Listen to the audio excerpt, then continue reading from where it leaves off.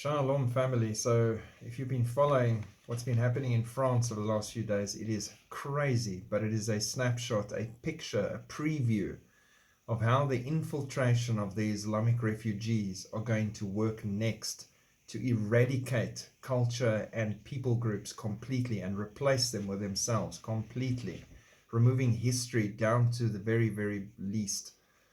Islamic rioters hunt police in France, issue death threat. We are Muslims. We have the right to kill you. Amidst the riots, over 500 police officers are injured off duty, as well as a harrowing video surfaced of an unconscious officer brutally beaten by Arab rioters, exposing the situation. I watched this video. It's horrible. I mean, the man's unconscious and they're still busy with him. Amidst the chaos of violent riots and targeted attacks on law enforcement, France stands at a critical crossroads where the courage and dedication of its police officers are pitted against a menacing ideology that threatens the very fabric of society. And that's exactly what it is. It's Islam at its best. And finally, maybe people's eyes are going to start going open to what they've brought into their countries and their homes. As the unions declare a war against vermin and demand concrete legal protection, the nation must unite and confront the chilling ferocity exhibited by opportunistic leftists and migrants issuing death threats and attacking officers. So that's the start of it that was running there, and it was chaos. French rioters now attempting to assassinate politicians. More than 700 people were arrested and 45,000 police officers deployed on Saturday evening, but rioting continues in France. All of this supposedly about the teen Nahel, who was criminal background and everything. Interior Minister Gerard Darmanin, however, hailed the evening as calmer over the weekend thanks to the action of security forces. They witnessed 1,300 arrests, and violence, though, continued to spread through the country. It reached central Paris, Marseille, Nice, and Strasbourg. It's even jumped to other countries.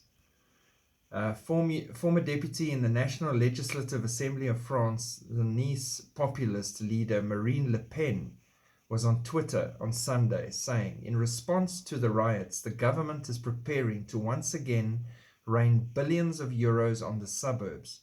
The waste of our taxes must stop. The solution is to end immigration, not renovation and subsidies. 100%. Will they listen? No, because it's not part of the plan. Vincent Jeanburn, mayor of La Haye-les-Roses, a small town 5 miles outside of Paris, had a car rammed into his house before rioters set the home ablaze as his wife and children slept inside. He described the attack as an assassination attempt, with his wife and one of his children sustaining injuries. Last night, a milestone was reached in terms of horror, said Jeanburn in his announcement on Twitter. Still, it continues. As the French cities go up in flames over riots about the shooting death of Nahel, Emmanuel Macron attends an Elton-john concert. Right? In the midst of the biggest chaotic situation they faced in so long, he went to a concert. Because why? Because it's part of the plan. He's doing as told. He's seeing it play out. He needs this to run the way it's running.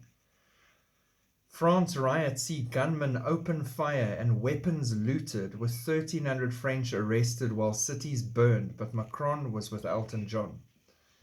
For the third time in 6 short months, Paris and surrounding cities are literally burning to the ground in protests, and he remains cool as a cucumber. Easy to please, attending concerts, having a great time. Is he the Antichrist? This is the question they're asking. He's a definite possibility. I'm not saying he is.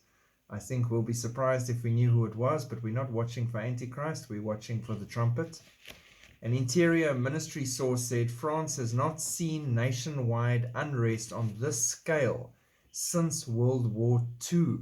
It is out of control. They burned down Alcazar Library today. Millions of documents, medieval manuscripts, irreplaceable heritage, gone. in Marseille. And it continues because they need to eradicate the culture, the people, the everything, and replace them with this militant group that will be used by the Antichrist.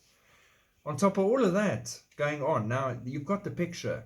It is an ongoing chaotic situation while Macron has breakfast and chills or plans his next meeting. And Ukraine's Zelensky has now warned France's Macron about Russian provocations at a nuclear plant.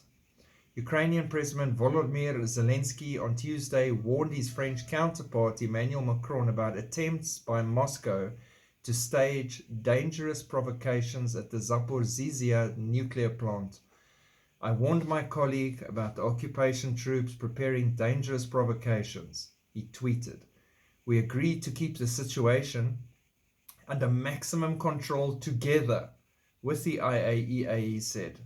Ukraine and Russia accused each other on Tuesday of plotting to attack the plant. But Macron, in the midst of all of this, is agreeing to help control the situation at the nuclear power plant in Ukraine in the midst of the special military operation. But he can't even control his country burning down to the ground and everything that's chaos around him at the moment. But he's busy in Ukraine. If you don't see that this Ukraine thing is ridiculous by now, I don't know what it's going to take to get through to people. They are using that to funnel money. They are using it to funnel weapons everywhere. They have found Ukrainian weapons in South America. How does it go from America to Ukraine to South America? Because of a plan to move it around and prep it for what's coming, for the wars, rumors of wars, and the setups and the chaos that needs to blow up when we leave. All of this is in preparation. Why is Macron interested in keeping his assistance and everything there in Ukraine? Because he wants the world focused on Ukraine, not on France. That's why they're thinking of switching the internet off. What good is that going to do to the guys with the petrol bombs, Molotov cocktails, and chaos? Nothing. It's going to shut it down and maybe in some way give him some feeling that he's achieved something. But we've all already seen what's going on. That's not the fix for me. The fix is to send the army in, to lock this down immediately and call it a day, ship these people back to where they came from and say, thank you, we've had enough, we've lost enough. That won't happen. Watch the space. We're entering that final stretch in the timeline. Keep looking up, people, and pray for all of the French caught up in the midst of this. Shalom.